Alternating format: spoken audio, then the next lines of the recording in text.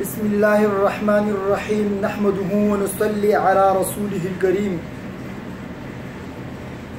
نن امو موضوع اغا د نکونو جوړون ده، چونکه روزمره زندگی کې نرینا زنانا اغو نکونه جوړوي، نکونه پرې کوي. نو دې متعلق یو څو اهمې خبرې کوو.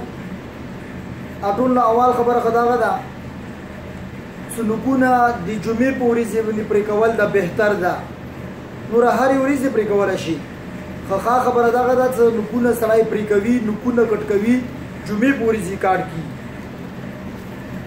او نکونه سړی چې کله پرېږي یا کاټ کي، مستحب دغه ده چې هغه یا کاغذ کې ونغوړي، یا رنج کې ونغوړي، یا دیواله کې وټوبي، یا ځمکې کې خاښ کي.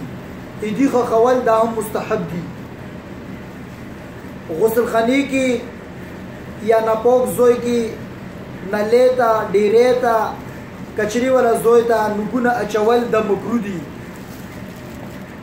او ناپاک ځایونو کې نکونه اچول، نکونه غورځول دې سره د بیمارۍ خطر ده، بیماریونه پیدا کیږي. نکونه چې کوم سړی کار کوي پوری دې غورځول، چونکه داسې وخت ته چې دې وخت کې موږ تاسو یو بل باندې سحر جادو دا عام شولو. نو بعضې وخت کې د نکونه څوري دې سړی وغورځوي یا نکونه چوک راوغلي، هغه باندې سحر وکړي، جادو وکړي، دا خطر هم کېدلی شي. بعضې خلک ته عادتي وي خپل نکونه غاښونو سره پرې کوي، نو دې نه د برس مرض لګي، سړی براک شي، سپین غوندې شي، برس مرض دا دې نه پیدا کېږي. د دې وجې نه غاښونو سره نکونه پرې کول د مکروه دي. او غاښونو سره چې نکونه چو پرې کوي، دې سره د رزق تنګي رسي، غربت رسي، د دې باعث ده. که یو سړی د شپې نکونه پرې کوي، پرې کولی شي، څه باده خبره نه ده. مجاهدین که حالت جنګ کې دي، هغو نکونه ستر شي، هغو ته اجازه شته ده. دې نه علاوه زنانه اکثر نکونه ستر پرېږدي، یا کاشني ګوتې والا، یا ټول نکونه ستر پرېښي وي. نو نکونه اول هفتې کې نه پرې کول پکار دي، کنې 15 دن کې پرې کول پکار دي. کم از کم 30 دن نه خپله واوړي، بیا هغه پسې سړی ګنهګارېږي هم او حرام هم دي. همدا نومره ضعیف ویښتو همدا حکم ده. که بهرحال موږ تاسو موضوع د نکونو وله ده، نکونه کم از کم هفتې کې پرې کول پکار دي او د جمعې په ورځې پرې کول پکار دي. نن سبا نارینه وړکي هم اکثر د کاشني ګوتې والا لوکي پرېښوي، یا دغې ګوتې والا کاټې ګوتې والا څه موږ تاسو پوکي ګوته هم ورته پرېښوي. چونکې چې دې باندې زه کور کوم، یا موبایل بډي په خلاصوم، یا مې بل یو داسې کور باندې کوم، نو ګوره دا جایز نه دي. دې لپاره بل یو شی ته هغه شی ته جایز ده. دې لپاره خپل مرچناک وګوره، خپل پیچکس وګوره، خپل یو شی وګوره، هغه سره ته خلاصوي. ګناه کور کوي، هغه طرف ته پیسې ګټي، بل طرف ته ورسره حرام کور هم کوي. دا جایز نه دي.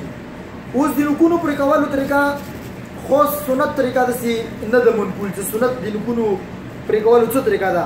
البته مستحب یا ښه خبره څوتی شي د نکونو پرې کولو طریقه راغلې ده. هغه دغه ده چې د ایښي لوس د کومه د شهادت ګوته ده، نو خونکاټ راواخلي، دغه نه ورباندې شروع شي، دا ښایي لوس ده. دغه ګوته اول دې نوک پرېږي، بیا ورپسې دا نوک پرېږي، بیا ورپسې دا نوک پرېږي، بیا ورپسې دا نوک پرېږي. دا د ښي لوس له ګوتې به پرېږي، دغه ګوته پاتې شوله. بیا یې کیڼ لوس کاچ نه ګوته، بیا ورپسې ګوته، بیا ورپسې ګوته، بیا ورپسې ګوته، بیا دغه ګوته. دا څه کله پرېږي، نو کیڼ لوس پوره شولو، ښي لوس دا ګوته پاتې ده، دغه ګوته هم دې وله نکونه پرېږي. او همدا نومونه نکونه د خپو ګوتو والا هم دي. خپو ګوتو کې هم طریقه همدا وه، چې اول دغې ګوتې نه شروع شي، داسې باندې لوړ شي، او بیا کیڼ خپې باندې لوړ شي. دا نومونه دې ګوتې ته ورسېږي، په دغې ګوتې باندې ختم کړي. بعضو علماو دي ته مستحب وي. بهرحال دا یوه طریقه ده، ښه طریقه دغه ده چې سړی داسې پرېږدي. نوره چې کومې طریقې سره نکونه پرې کوي، پرې کولی شي ویلي دې کې د پیغمبر صلی الله علیه وسلم داسې سنت طریقه منقول نه ده. نو پکار دغه ده چې موږ تاسو په دغو سنتو باندې عمل کوو، سنتو خیال ساتو، خپلو بچیو باندې زده کوو، خپلو زنانو باندې زده کوو، علماو نه د مسایلو تپوس کوو. هغه علما چې د موږ تاسو د مسلک سره تعلق لري، چونکې نن سبا په انټرنیټ او فیسبوک او یوټیوب چینلو باندې دا خلک دا خبرې ډېرې زیاتې کوي.